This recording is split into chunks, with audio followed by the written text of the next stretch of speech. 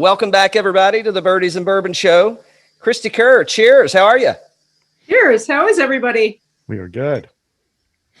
Hey, we're doing a little wine doing today. Fantastic. Thanks so much. We are having a little wine tasting. So instead of Birdies and Bourbon, I guess it's Birdies and Vino. However, I do hear that that you're a bourbon fan as well. So I'm sure that'll come up in our conversation. Yeah, I am a bourbon fan. I love all the unique casks that they're aging bourbon in America. And also I do make a Scotch whiskey from Scotland. So pretty cool. Very cool. Yeah. Yeah, I can't wait to get into that. So we're going to drink through 3 of your wine extract. Well, hold on. First and foremost, I mean, we are honored to have Lpga. Can I call you a legend? Is that okay?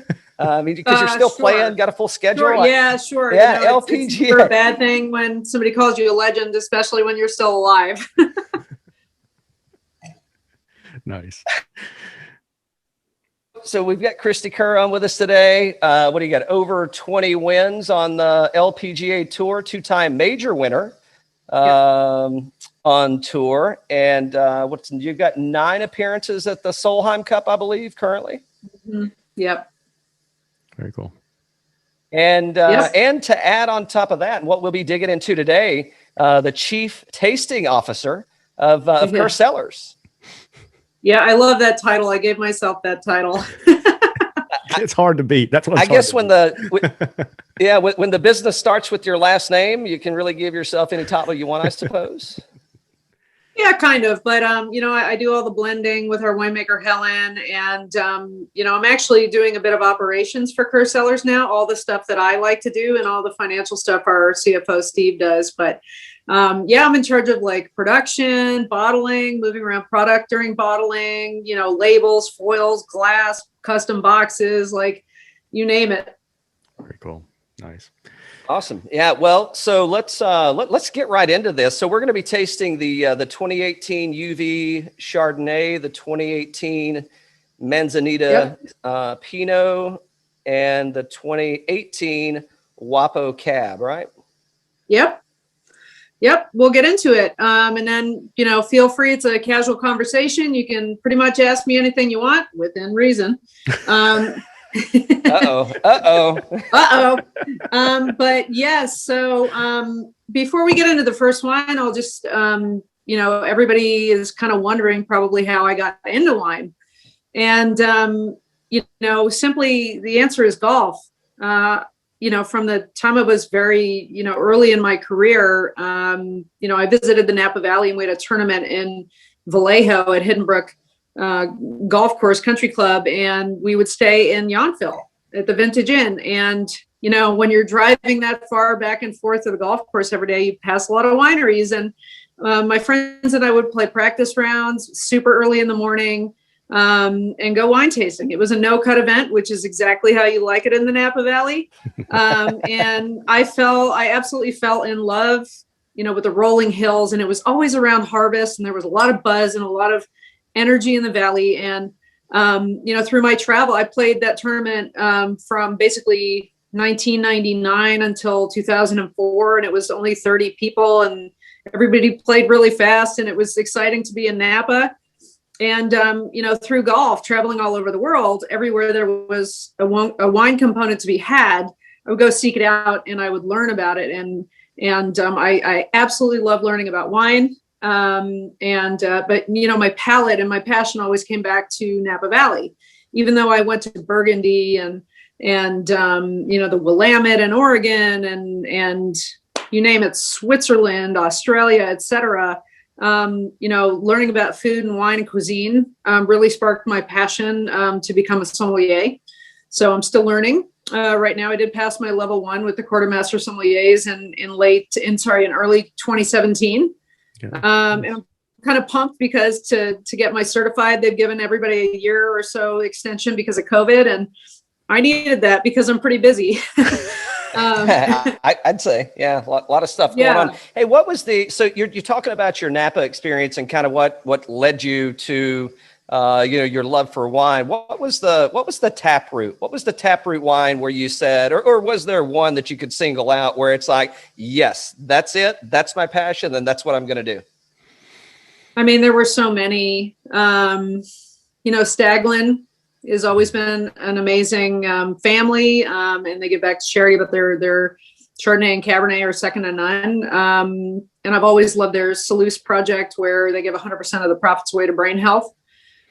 So I was always really hooked on that. And I was still involved in charity, raising money for breast cancer. So, I have actually become pretty good friends with the Staglins, and, they were one of the wineries that I sought out to go try their wine taste by, Cosentino. Everybody knows, or I don't think Cosentino's still there anymore, but a wine called The Poet, which was a Meritage. Bryan family Cabernet, of course, all the American Zin. I mean, everybody forgets about American Zinfandel, but all the Turley Zins and Storybook Mountain, and all the great whites as well from Napa and Sonoma. So not really one moment, as you can tell, but I happen to just love wine and learning about wine. And so, from my travels and relationships of coming to Napa for over, 12, 14 years.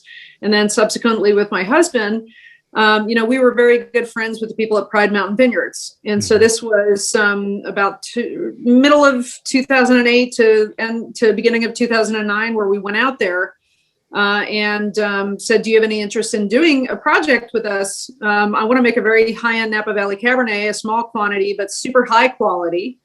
And, for about the first 45 minutes of the conversation, she dissuaded me. She said, well, where are you going to find the fruit? How are you going to do this? What's going to happen? And then I told her I didn't want to make any money off of it. I wanted to give away the money to breast cancer. And from then on, it was like, we're going to do this together. And at the time, she was recovering from breast cancer herself. And it was just a really cool partnership that developed. And we learned a ton from the Prides, and had an amazing partnership with them from 2009 through 2017.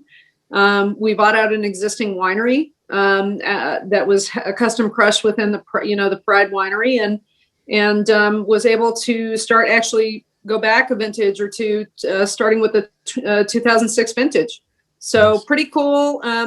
Everybody says, well, how do you get in the wine business? And sometimes it's by choice and by accident. And in our case, it was kind of both.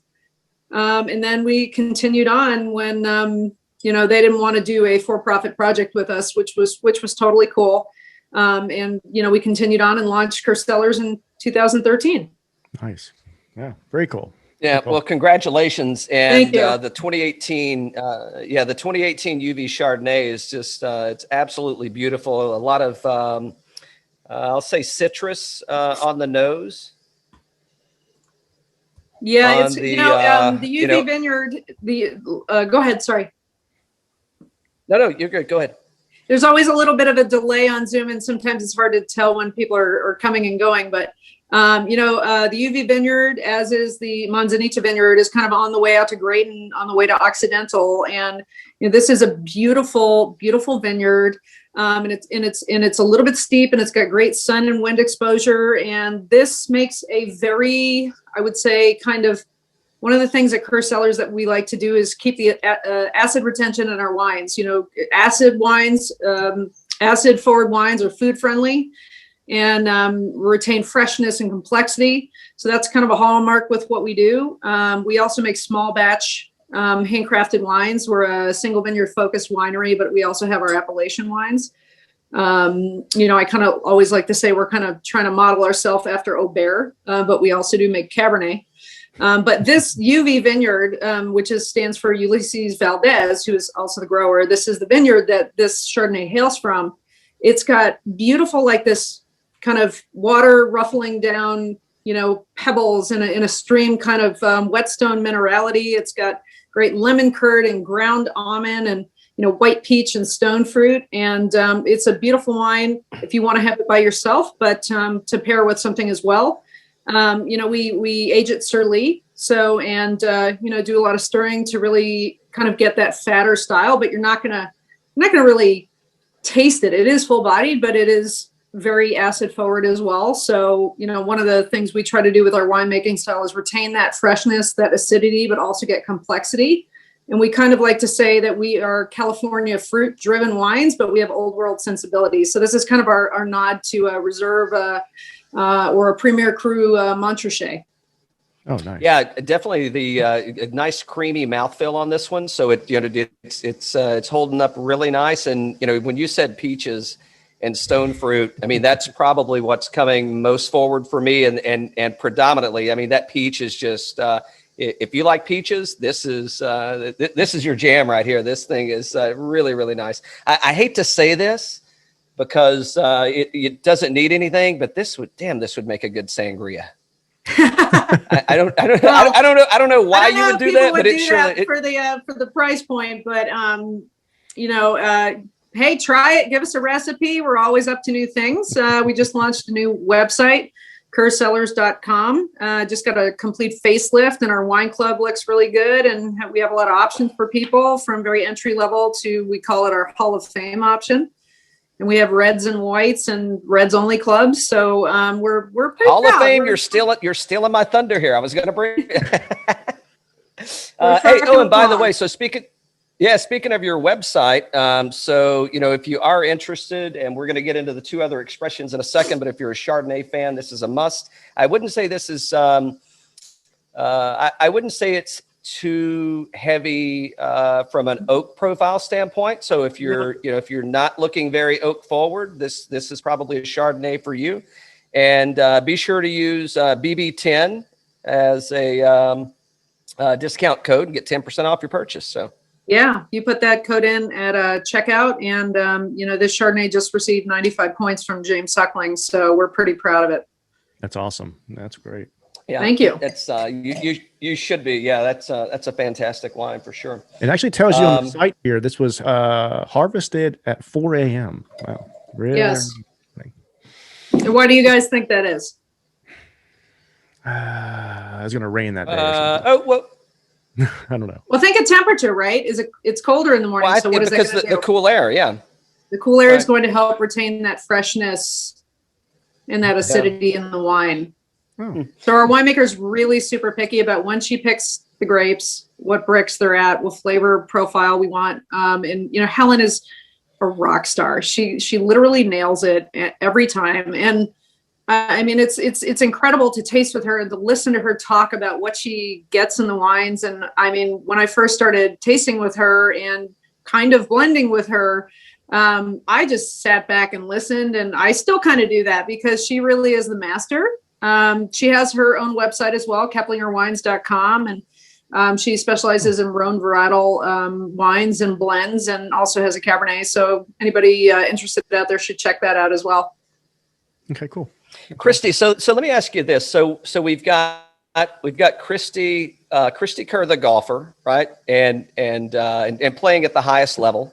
And you're traveling around, you're kind of opening up and experiencing wine, et cetera. And you've got, I'll say, Cristie Kerr, the casual wine drinker, if that's fair. And I'm talking in the past, right? Yep. And then it's okay. Now we've evolved into Cristie Kerr. Hey, I want to become more than the casual wine drinker. I want a label, if you will, right? And now we're, stepping forward, and now hey, I've got Cristie Kerr. I want to be the wine expert, and I passed my sommelier level 1 certification. So, are there any pieces of that in those 3 evolutions or period, if you will, in your in your wine experience? Is there anything that you knew or was relevant in your, in the infancy of this, and then has evolved, and you just didn't know that it was there? Does that make sense? Yeah, I think that's an excellent question, and golfers are very particular, right? For me, I'm used to being trained to see, the nuances in the wind and the grass, and even what the air smells like sometimes when you're playing, affects how far the ball goes. And, Sure. When I first started tasting wine, I would jot down notes, and I would make my notes. And, when you taste with people, or you would taste Joseph Phelps, you would taste wherever you're going, you talk about, I would just kind of through memory, oh, this tastes like that fruit or this fruit, or smells like dried herbs or something. And, people would tell me I would have a good palate and a good nose. And I would never really pay attention to that until I got more advanced and got more validation, especially when I started making wine and working with winemakers and tasting with sommelier. And so, yeah, I mean, I guess I had a good nose and a palate from the beginning, and it has gotten more and more developed. That's great. Yeah. And then in the sommelier class, what was the step one, or the first stage in that? What was the time for completion? So when you started through, you get the checkbox, right? Hey, you check, step one is complete. Yeah, it's about a year of self-study, and self-tasting. And then you go, there's a 2-day course in which it's an intensive review of everything. And then you take your test at the end. And it was kind of nerve-wracking. Randall Berteo was one of the master sommelier that was one of the proctors for the exam. And I was in there. And he reviewed our curvature wines for his golf course in Los Altos, Pasatiempo. I think it's in Los Altos, correct. And so he gave us really great ratings and everything. And I was like, oh my God, if I fail this exam, he's going to think I'm a fraud. And I had not had a pimple on my face for like 10 years, and I had like zits all over my face, and like it was pretty nerve-wracking. And I was one of the first to turn in the test, so they grade them and they're at the bottom of the pile. So I was one of the last ones to get called, and I was like, oh my God, I failed. I knew I didn't fail, but you're like really nervous. Mm-hmm. So sure. Yeah, it was a pretty cool experience, and it is really intensive because you have to know wine regions, you have to know all over the world, you have to know a little bit of everything to pass your level 1, sake, beer, different techniques, the villages in France, you have to know all the basic stuff, and I feel like I have to go through it again because I've forgotten it all already before I go through my certified. But it's you learn a ton. And even if you don't want to become a sommelier, anybody who's super passionate about wine, I totally recommend it. Yeah. So I'm not Dan and I are not experts or professionals at anything. The closest I can get to is I can drink a lot. But that doesn't make me an expert at anything. So no, but I see I'm that healthy pour. In your glass right there. That's a good pour. I didn't want to have to re-pour. I didn't have to re-pour and interrupt the show. No problem. But so hopefully everybody's loving the Chardonnay. Let's move on to the 2018 Manzanita Vineyard. I'm trying to figure out how to show this on Zoom. Mm-hmm. 2018 Manzanita Vineyard, Pinot Noir from the Sonoma coast. And thank you very much. And again, it's in the same area as the UV Chardonnay is grown within a few miles. And this wine is not yet released. It will get released to our club members in mid-April. But our 2017, 16, et cetera, are still available. This vineyard has been so interesting to work with because when we're trying to pick it and get the different flavors of like cherry and sassafras and all this complexity, it would always present like really cranberry because it was kind of a warmer site. But when we did pick it and it was that early morning again, I mean, it just all pulled together, and to see it after it comes through fermentation in its infancy and to see what it is now is pretty incredible. In 2016, this same vineyard was the second highest rated Pinot in California behind Aubert and a few others. So this got 94 points from Wine Spectator, the 2016 vintage. This 2018 is not yet rated. But again, very small lot. If you'll smell it and taste it for a second. Hey, so this is Pinot the way it should be. This is not the bottom shelf light colored. I don't know if you can see the color of this stuff, but I mean it is like way deep, man. And I'm getting like that those good oaky, earthy Definitely getting some cherry on that, and there's kind of some berries.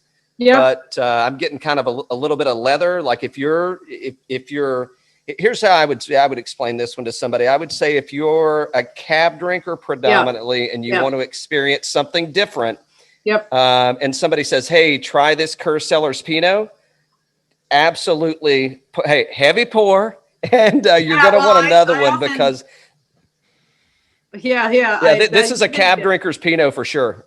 You hit it right on the head. And that's how I kind of describe it to people that say, oh, I don't like Pinot, I don't want to try it. Even at our wine dinners, and they go, oh my God, this blows me away.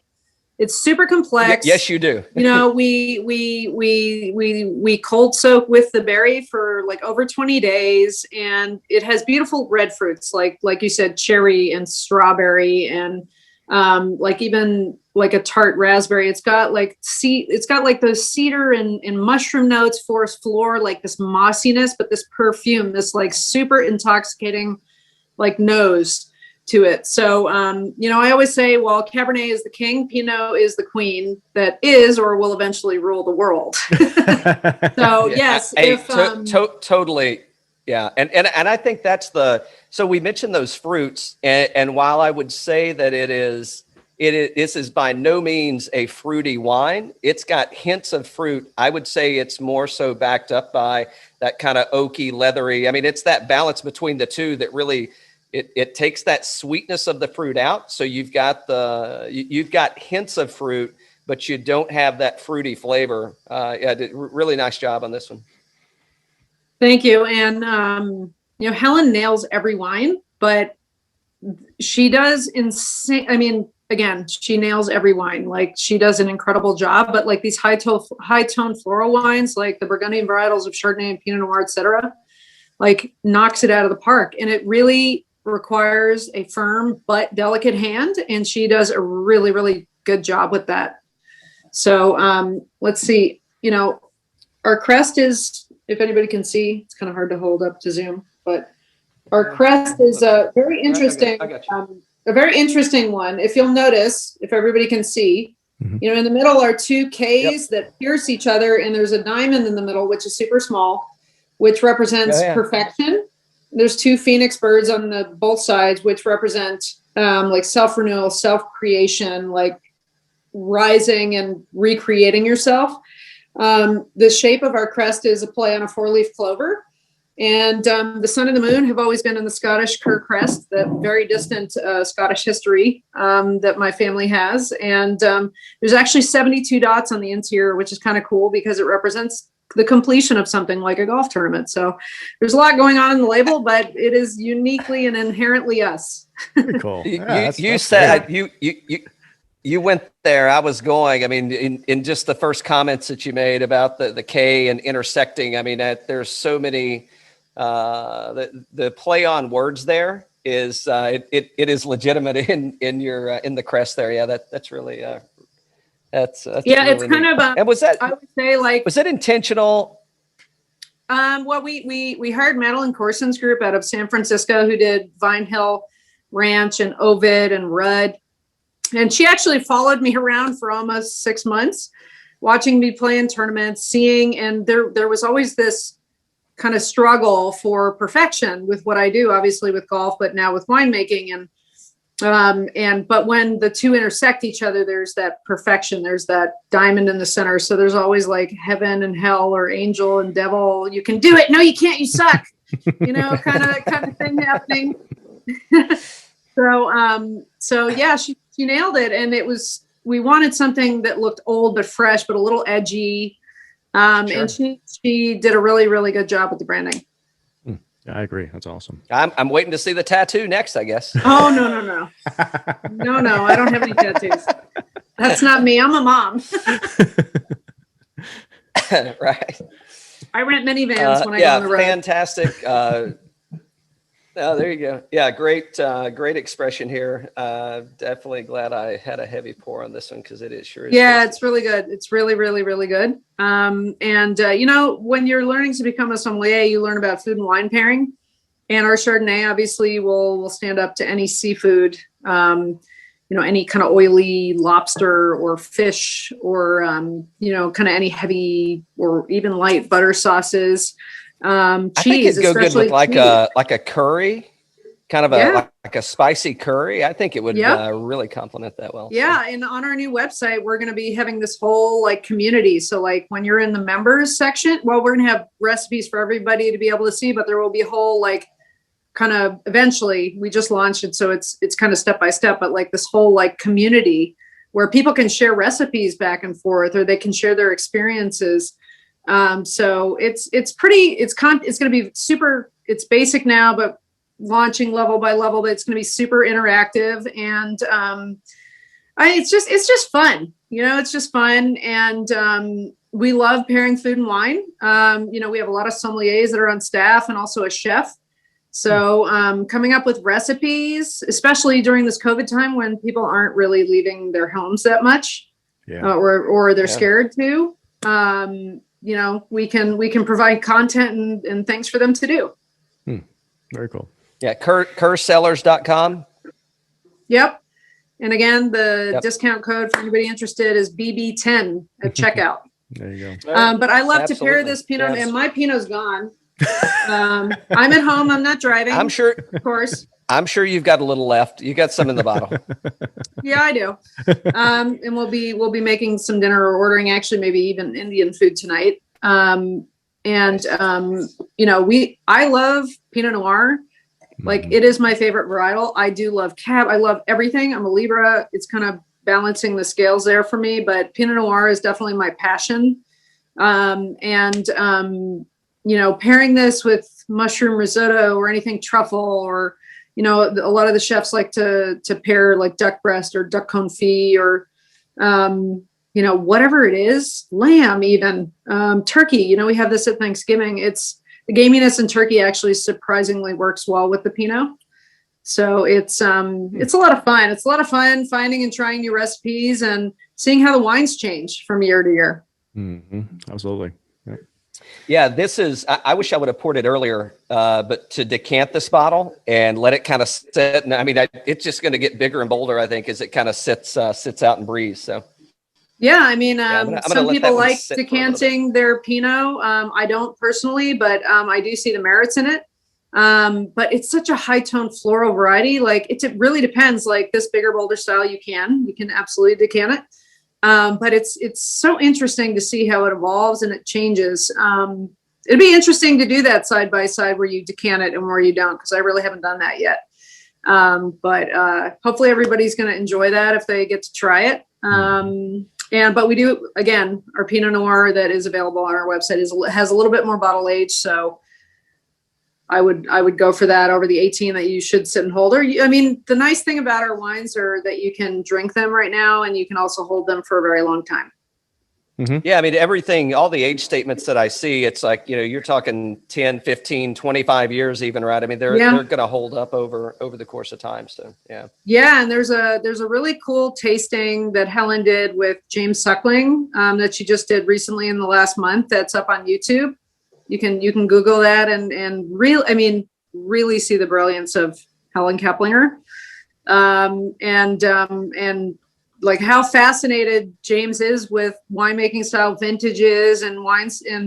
And the next wine that we're going to try, he was ecstatic about it and actually gave it 97 points. Wow, that's big. And what on YouTube, is that Kerr Cellars page? Is it Keplinger page? Do you know? I will find out for you, but I think if you just Google James Suckling and Helen Keplinger Kerr, it will come up. It'll pull up. Okay. But I should have actually had that. Had that queued up for you guys, but it was kind of spurred. I told you, no curveballs, no curveballs. No problem. But do you guys want to talk about the Wapa? Right? Oh yeah. Thank you. Of course we do. So this is our 2018. It is a baby still. 2018 Wapa Vineyard Napa Valley Cabernet Sauvignon. It hails from the Stag's Leap region in Napa. It is grown right where Moon Racer and some of the other Realm wines are grown. It is right across the street from Stag's Leap. It is a vineyard that Constellation Brands owns. who is a partner of ours as well. We originally sourced this to just go into our Napa Valley Cabernet. And when we tasted the different blocks side by side, we were like, we need to hold some of this back to make a single vineyard Cabernet from it, because it was so delicious. It was so good. It was so, like, the tannins when we tasted it out of barrel were so Bordeaux-esque.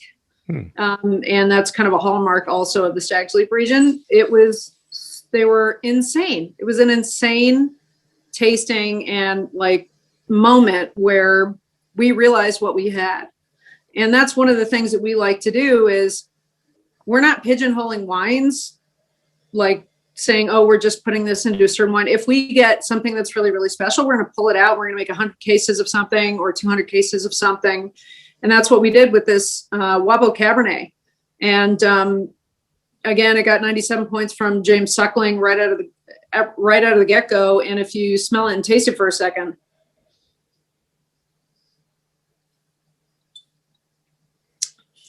I mean, it is super complex. It is medium plus as far as weight and acidity. It's got super dark fruit, like plum and blackberry, and it has like that dried herb component and tar and pine needles and, you know, like pencil shavings and graphite, you know, and it's just super interesting. And I would definitely recommend, if you're going to purchase this, purchasing at least 3 bottles and have one, you know, this year, 1 5 years from now. I mean, it's so good though. It's kind of hard to resist. Like, we even have a hard time not opening our own wines. So it's broody, and it's kind of a teenager right now, but it says I'm super advanced for being a teenager, and just watch me grow and evolve and then turn into this like superstar in the next 10 years. And that's kind of what this wine's going to do. Very cool. That's awesome. Yeah. I mean, that's kind of that dark chocolate, to your point. I'm getting, you know, kind of that red fruits. I'm getting a little bit of red apple in there, oddly enough, somehow. But that's a nice thing about wine. That's a nice thing about wine. Sorry to interrupt you. Like, a lot of people get intimidated by wine tasting, and like, just say what comes to mind. Nothing is wrong or right. And as you taste more, you'll refine what is supposed to be in certain varietals. But, you know, we're not snobby at Kerr Cellars at all. We like to have fun. We like to make excellent wine. We like sharing it with other people. And that's a nice thing. Like, if somebody would have discouraged me early in the beginning, I may not have gotten to the point in wine where I am, and with our whole team. So, like, experience your own things and let us know what you think. That we're super interested about that. Mm-hmm. That's a good point. And the color on this. Yeah, I mean, I'm just like, just like, you know, when it hits your mouth, I mean, you just kind of start salivating, right? I mean, it's just really a really nice mouthfeel. And this is. Yeah. So in that tasting with James Suckling, you'll see how ecstatic he is about this wine, and some of our, well, actually all of our other wines. But, you know, I guess when I set my mind to something, I try to be as excellent as I can be at it, because life is really short. And one thing I like to do is, especially having developed a palate over many years and trying so many different wines, some super expensive, some $20 bottles that blow your socks off, I don't ever want to disappoint for the price point. I want to have people know that the money that they're spending for the bottle is super worth it and more. So that's what we try to do with our winery. And we're not fully allocated yet, so we can do that. But I am just so in awe that we actually have even gotten to this point. I guess when you try to do something with your whole heart and you do it, you do it with excellence, you surround yourself with a great team, like you can do what you want. And more times than not, though, that fails. So I feel super fortunate with everything that I've done in my life. So is that Cristie Kerr, the golfer, talking? Because, you know, Dan and I both play golf. Again, we're not professional or experts at anything, but is that, do you think you would have been the same? I don't know, that's not a good way. Would the results and your passion for what you're doing today, did you learn to become this person, or was it always in you? And yeah, I'm sure it developed over time and enhanced, but was it always there? So you were, 8, 10 years old when you started playing. Did you have to learn to be that person, or was it Yeah, there? I mean, honestly, I've never been good at anything the first moment I picked it up. So I guess practice makes perfect, or perfect practice makes perfect.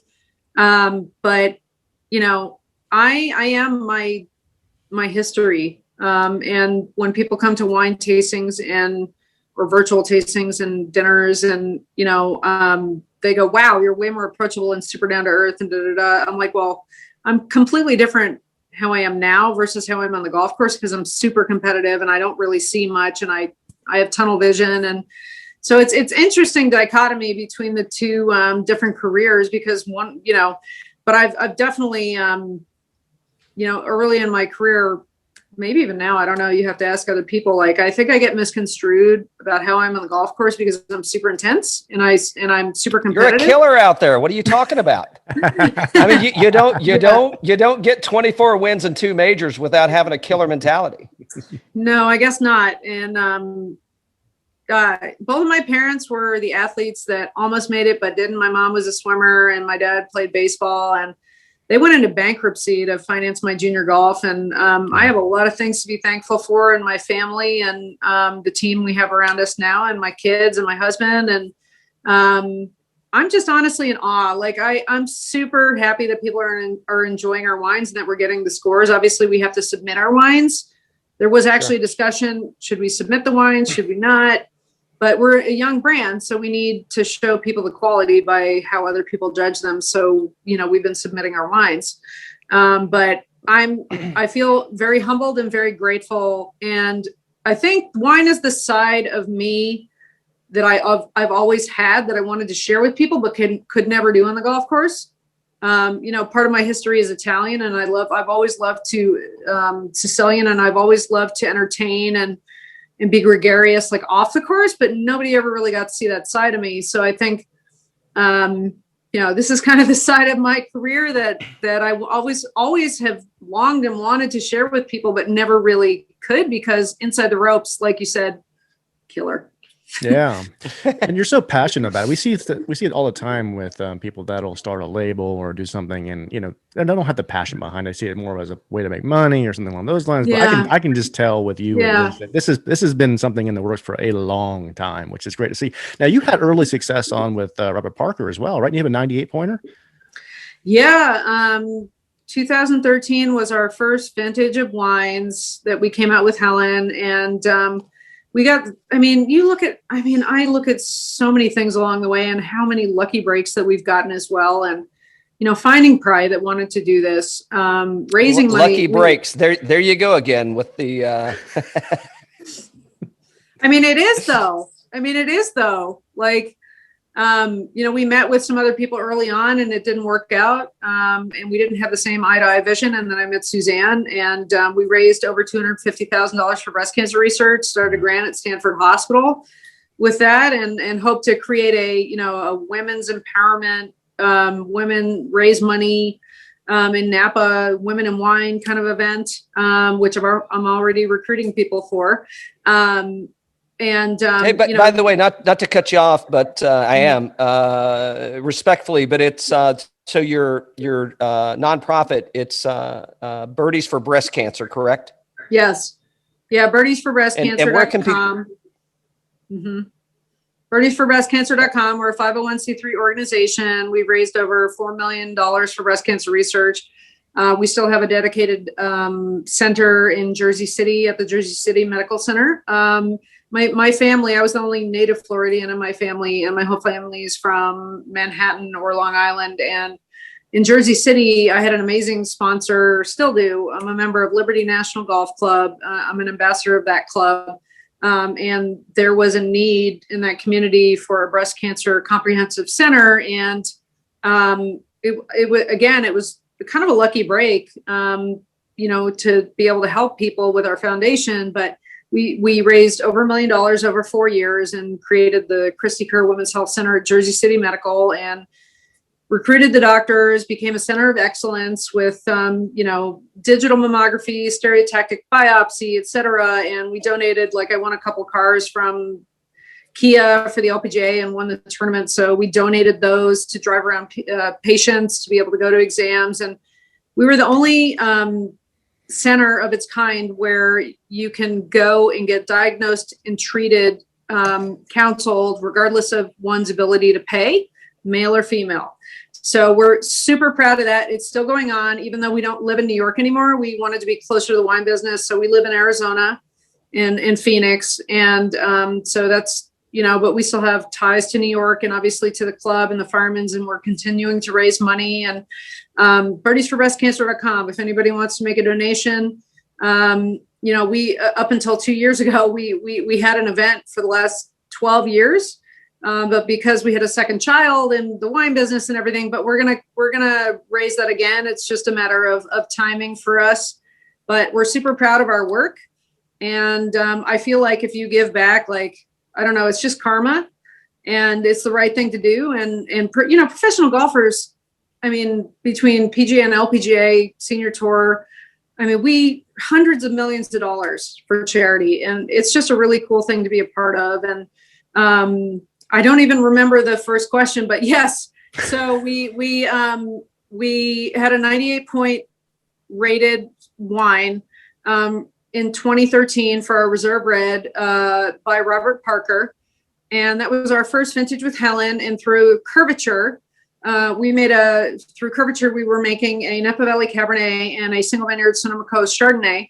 And Helen and I looked at each other saying, well, we want to do something different than what you're making with Curvature. So we came out with the Napa Valley Sauvignon Blanc, which was a little bit more of a white Bordeaux style. The Sonoma Coast Pinot Noir, which kind of always was a single vineyard, but we never started labeling it until 2018 on the label. Why? I don't know.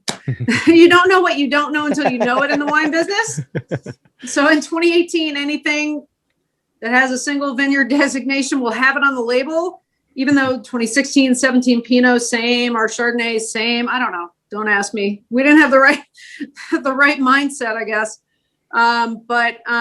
So we made the Sauvignon Blanc, the Pinot, and then we made a proprietary red, which was a Bordeaux style red that was 50% Cabernet from the Beckstoffer Vineyard, Missouri Hopper. And there was a Pritchard Hill Merlot from the Hui Vineyard up on Nine Sons that we made a blend of, and it was 50-50. And this wine continued on for many years and kicked everybody out of the sandbox together. They didn't want anybody else in that wine with them. And Robert Parker tasted it and gave it 98 points for our 2013 vintage. So we have library selection available of that. But oh wow, yeah, it's pretty cool. I don't like to think of all the things that we have accomplished and done, because I like to stay humble and focus on what's next. But I should stop to smell the roses sometimes, but sometimes that's hard. Mm-hmm. Well, that's that competitor in you. You know? Yes. Well, and I heard earlier when you mentioned, I won a couple of cars, from some tournaments. I guess that's what happens when you got double digit wins. I guess it's like, oh yeah, another victory. Yeah, that's fine. Got another one in the books.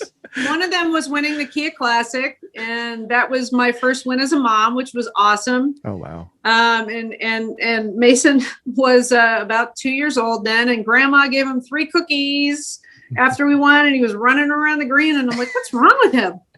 Like, he had 3 cookies. Oh, sorry. And by the way, they had macadamia nuts. And I'm like, oh my God, he's never had nuts. Oh my God, I hope you don't have an anaphylactic shock here. That's all I could think of. That's good. And the other one was for charitable efforts, and we've donated all that. So it's been pretty awesome. I can't lie. I don't know. I don't like to think of myself as really anything like that. I'm just me. I just do what I do. Mm-hmm. I am a Caesar in business. Let's go, but right. in golf as well. But I don't know. I just I love the wine side of it, because it's, again, that part of my career in which I've never really been able to share who I was with people. Yeah. Yeah. So let me chat about golf for a second. We'll keep the wine. I'll keep the wine flowing. That's why I got these big pours. But so you played in high school. You played on the the guys team because you didn't have a women's team, right? Yep. And then were you trained? So when you first started, right, in preteen, started playing golf, when did you really get formal training? And it's like, hey, I know I'm going to, and not like that aha moment of, hey, I think I've got it. Cause I think I've heard you say that you always felt like you were good at golf. Right. But what was that process? I mean, was it you just had it and you just need fine tuning, or was there some formal training that kind of helped you to advance and get to where you needed to be? Yeah. It's a great question. I started taking lessons from Tommy Gibson, who was at Kendall Lakes Country Club in Kendall, Miami, Florida, starting when I was 10. And I still remember to this day, the first time I hit it past the 100-yard marker. And I would remember I have to practice really hard so that when I get a lesson, I can impress my coach. And, once I was 12, I played in national tournaments. I shot my first under par round in a tournament when I was 12 in a USGA junior tournament qualifier. And I've always kind of known with golf, I was meant to do it. Don't ask me how, don't ask me why. Maybe it was the values that my parents instilled in me. But some things are just meant to be. Some things are kismet. Yeah. Some things are, yes, there's no shortage of hard work, and I am still a grinder to this day. The only time I don't grind is kind of like when I'm like moving one kid into one bedroom and then the other one has to move the other bedroom. And then I'm like moving all my golf stuff out of that closet into my room, which I'm trying to figure out how to do that. But I have new irons that I'm going to try right now, wedges, and I can't wait to get out there tomorrow. I've always been a grinder, and I think that's it. I go back to it. I think it's super God-given. And I've always known what I wanted to do. When I met my husband, even before he was my husband, he asked me the question, well, how did you know you wanted to do this? And I said, I don't know. I've just always known that I wanted to do this. I would watch, Freddie Couples' ball get stuck on the hill on the 12th hole at the Masters and get up and down to win. I would sit there like this. I would sit there like that, watching. Holy Julian shit. I could sit there and watch Freddie Couples all day long. I just watched a video clip, I think, that the PGA Tour posted today where he chili dipped a shot or whatever out of the bunker, and then he chipped it left-handed and went in the hole for par. And I'm like, I'm such a golf geek. I am such a golf geek.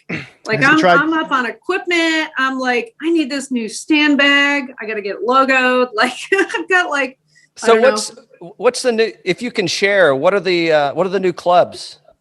Well, I have played for the last 5 years irons that are PXG, the original 0311. And I'm trying the new Callaway Apex Pro and then their CB. I'm trying to figure out how to spin the ball with their irons. And I've just now realized that my lofts are too strong compared to their standard. So I have to weaken the lofts back to their standard. And I think the golf ball will spin more for me. So doing that, I've always played Vokey wedges. I'm messing around with some SM8 wedges. I've always been an Odyssey putter girl. I played the Maverick driver. I've tried the new Epic Speed, and it just, I don't know, the Maverick is so good for me.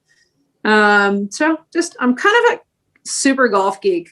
I really always have been. And anytime there's new equipment, I'm like, I gotta try it. I'm sorry if I look cross-eyed. I don't actually know where to look into my iPad for the camera. It's okay. You're fine. But, it's okay. Dan's awkward looking too. It's fine. We're used to that. But I got so you mentioned, so you're in, sorry, go ahead. No. Hey, I've interrupted you enough today. Go ahead. Yeah. So you said, are you in Phoenix or Scottsdale or where are you at? Scottsdale. What club do you play out of there? I played at the Silverleaf Club. I'm lucky enough that they invited me to be an ambassador, and there's so many pros out here, and we get games and we play all the time. That sounds like fun. It's pretty awesome. I'm not gonna lie. So you're testing those Callaway. Huh? you're testing those Callaways out. Are you looking to break the record out there that Rahm broke with his new Callaways this year, or maybe into last year? Yeah, at Silverleaf. You think I even? Yeah, know I think what he that shot a is? 62 or 63. Jon Rahm. Yeah, I know Jon Rahm. I see him all the time Oh, yeah. practicing out there, and like he almost hit me a couple times. I'm at the back of the range, and he's flying his driver like 330, and I'm like, "Hey, I'm over here." Hey, Really, hey. I've played that course several times. My aunt and uncle are actually members out there. Ooh, They live on nice. the ranch there. Yeah, yeah. It's a Nice. great. I I'm love glad that they golf invited me course. to be Fantastic. an ambassador. I don't know if I could afford to be a member out there, but it's awesome. And Scottsdale golf is so great. And it was cool to go out to the Phoenix Open this year because I got to see all my like guy golfer friends and their parents, and I never get to see them because there's always 5 million people out there. So it was cool. It was cool to go out there for a day, and yeah, it's just cool. That's very cool. Yeah, absolutely. Yeah, that's a great course, man. I look forward to every time I get a chance to go out there and see them and play that golf. And course. no, It I is have not always- broken his course record most of the time with my kids, and he'll find out this when he has his child soon, is that you play 9 holes and you practice and you're out of there. Yeah, right. Yeah, for sure. What's let's see. So I want to chat a little about the Solheim Cup. So you've got 9 appearances there. I think you're the leading points Getter. You're the point scorer. Yeah, getter, scorer. Yeah, however you want it. Right. So what about captaining that team? And I mean, you're still playing. I don't know that you've qualified yet, but you got a full schedule, it looks like. So obviously working on that. Is that something you want to do, is to captain the Solheim team? I do want to captain the Solheim Cup team. I already have my assistant captains picked out and the cart drivers and everything else, but it has to wait. It has to wait till I'm ready. They've already asked me to be the captain. I've already declined it. And I've said, I'm still playing full time. I'm still trying to make the team. And when I'm ready, I'll be ready. So, are you guys going to come and do a podcast like there when I'm captain? That'd be kind of cool. Yeah, absolutely. Sweet. The answer is always yes. We are not no people. Got it. Sure. Got it. It might be a little wine tent set up there. You never know. Oh, that'd be fun. Yeah. No. We're doing the podcast in the wine tent. In the wine tent. Got it. And I'm pouring. I'm doing all the pouring.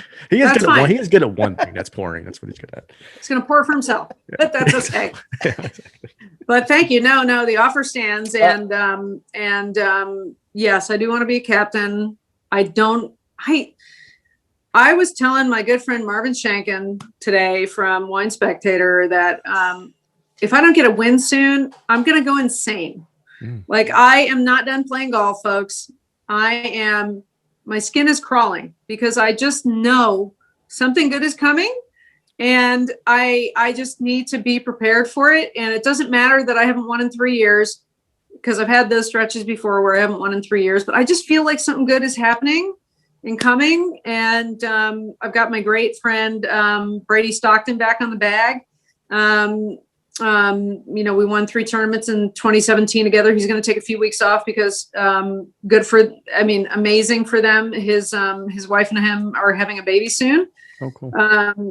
Do the Tuesday of the Masters week. So we'll see how that goes, but it's super exciting to be kind of an unofficial team. You got a T23 at the Open that you won before. You got a top 10 recently, right? Yeah. A couple tournaments ago. So, yep.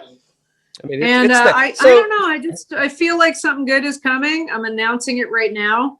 I don't usually put my butt on the line like that, but something good is coming. Good. That's awesome. Oh, it's good. You heard it here first. Absolutely. Yeah. I believe it. I believe it. So what do you think? What's it's hard to win out there. And I don't know. I mean, again, we're not professionals at anything, but if you just look at what's happening and the repetition and the number of balls hit, et cetera, and the misses are very small, right? I mean, the slightest miss is detrimental to you. And it's, am I T10 or am I, number 1? I heard a stat the other day, and you'll have to give me the number, but you may have the most runner-ups on the LPGA tour. I don't know about that. I'd have to actually look at that. I know I have like 26 or something, but when you consider I only need 5 points for the Hall of Fame and a major's worth 2 and a regular win's worth 1, and like that's insane, right? Like I look at my golf career, and I don't know if that is what drives me or not, but yeah, the Hall of Fame, I'm qualified per the regulations for World Golf Hall of Fame.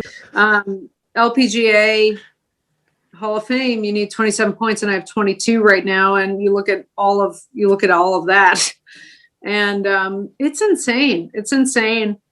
But I've always felt like I was destined to do that. And if I could do that in my later years, I think that would be.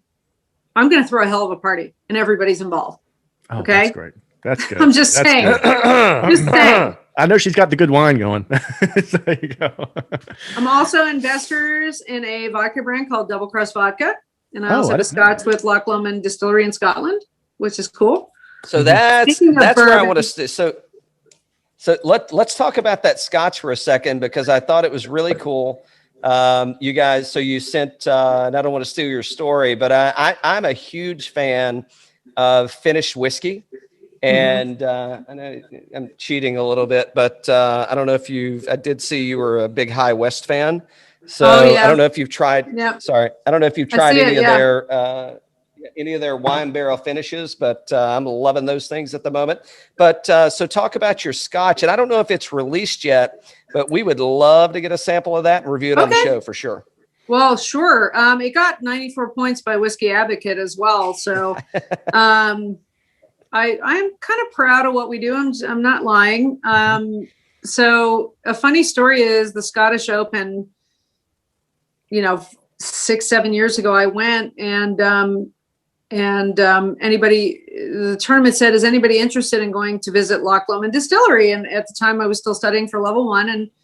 And of course I'm going to go, and it's Loch Lomond. Loch Lomond hosted a Solheim Cup. It's an insane club. If anybody hasn't gone to Loch Lomond, Scotland, you must go. It's one of the most beautiful places on earth.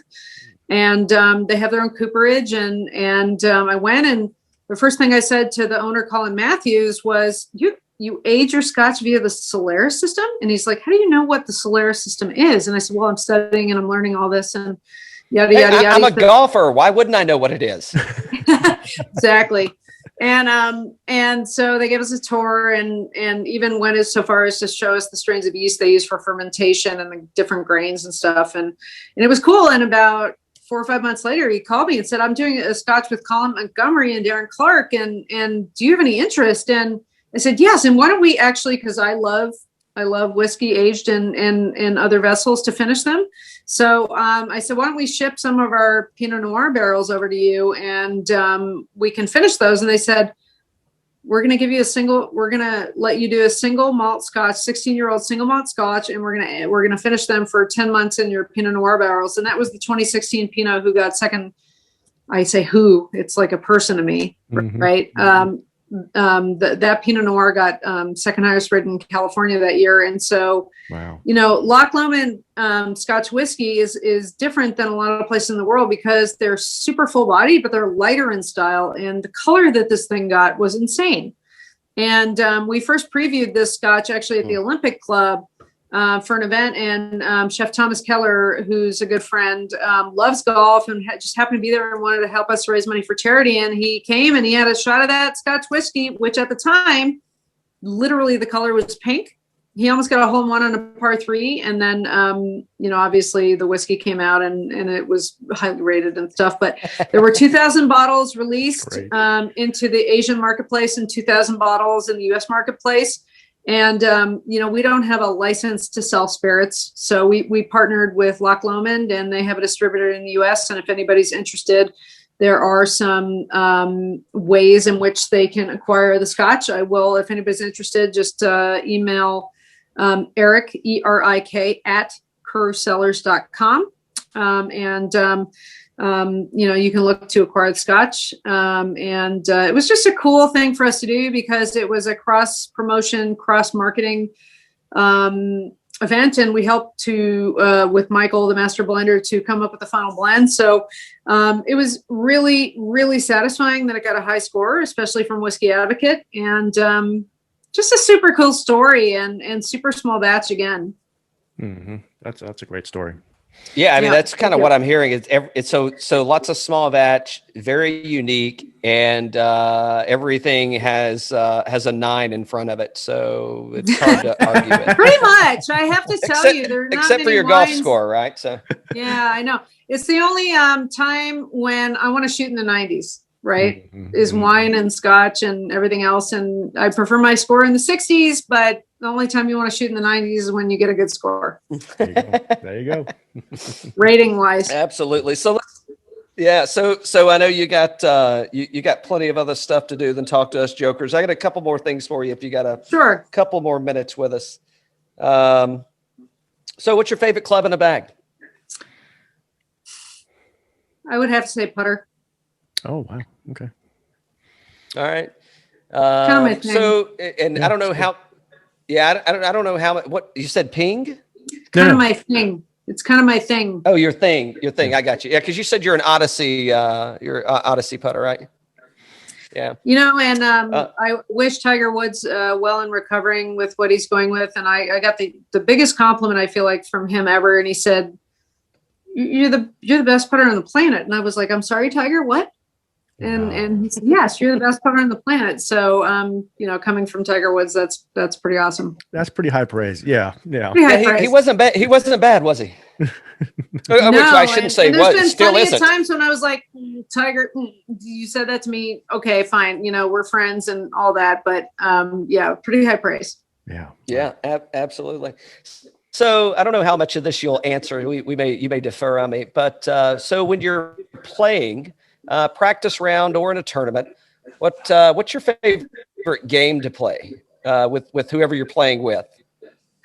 I think that's done more on the men's tour. The women's tour doesn't really bet that much in practice rounds, to be honest. It's kind of boring. Like, you know, but I have like 5 jobs between mom, vintner, operations for Kerr Cellars, charity, chief taster, trying to work out, which has not been successful in the last couple of years since we've had our second child. But the women don't really bet. It's kind of boring. Well, shit, here's the answer of why you got something coming your way. You've got all these other things on your mind, and you're just out there swinging the club. Mm-hmm. That's a good point. Yeah, that's right. Maybe. I don't know. What's your favorite golf course off tour? So of course you wouldn't typically play. Do you have a favorite? Yeah. I have not played a lot of the famous courses in the world. I have yet to play National or Shinnecock or a lot of the famous courses, but Pine Valley is pretty sweet. I got to play Pine Valley and Augusta. Pretty sweet. Very cool. That's good. Yep. All right. Do you have a favorite a golf course designer or architect? I mean, like when you're looking at the schedule, are you avoiding certain people and gravitating more towards others, or it's neutral? No, not really, because we don't really get to choose where we play in tournaments, but Donald Ross is my favorite. Oh, cool. Okay. Awesome. I'm old school. Definitely old school. All the runoffs and the collection areas and how he uses the land to shape the golf courses. Donald Ross. Cool. Yeah. So, and I don't know how much time you spend in Napa, just given your schedule and what's happening. We actually had a great conversation with Lindsay Hoops of Hoops Vineyard. I don't know if you're familiar, if you guys know each other. I'm not, but have you? No. So you're into whiskey. Yeah. So you're into whiskey. Have you had a chance to meet or engage with Marianne Eaves yet? Or do you know? I have not. Do you know? I have not, and I'm a very social whiskey and bourbon drinker, just because you can drink a lot more wine than you can whiskey or bourbon. But I find it very interesting, as you said, the different casks that they're finished in, and there's super different style to American bourbon versus Scotch whiskey, and it's just interesting to learn about them all. I'm kind of a lightweight in how much I can drink. Mm-hmm. Obviously you can tell that through this tasting, but I don't know. There's like super small, like batch. It was kind of crazy to see like all the bourbon small batch stuff that came out around Game of Thrones. I thought that was kind of interesting. Mm-hmm. Mm-hmm. Yeah, for sure. Hey, so have you ever what's your go-to, Go ahead, Cal. what's your go-to bourbon? Oh, geez, I am the wrong person to ask for that because I don't drink it that often. But you're putting me on the spot right now, and I am honestly having a brain cramp. That's okay. Curveballs. That's okay. Curveballs. So, Curveball. do you have any pinch me moments of, because you now that you're in the wine business and you're promoting your brands, do you have any pinch me moments of people that you're been able to share a pour with? You know, you're like, oh my gosh, I can't believe I'm sharing my wine with these people. Yeah, I mean, we got to be in Jesus, I think it was 2016 or 2017. We were a Wine Star presenter for Wine Spectator in New York, and we did the grand tastings, and we were supposed to do them in 2020, and that was obviously postponed because of COVID. But everybody at that conference, and especially at the gala dinner, were the who's who of wine buying. And you know, I got to meet Bill Harlan and Laura Katina, and I mean, God, so many people that I look up to as celebrities in the wine world that they're like, they have no idea even who I am. And it was really cool to be able to pour and do that with them. I recently, you know, we were in Orlando at Lake Nona, and, you know, we were having a wine tasting for the membership. And then the Corda sisters are actually really good friends with me and their parents. And, you know, when they won, they came over and they were like, I need a bottle of your Chardonnay. And I'm like, what? Why?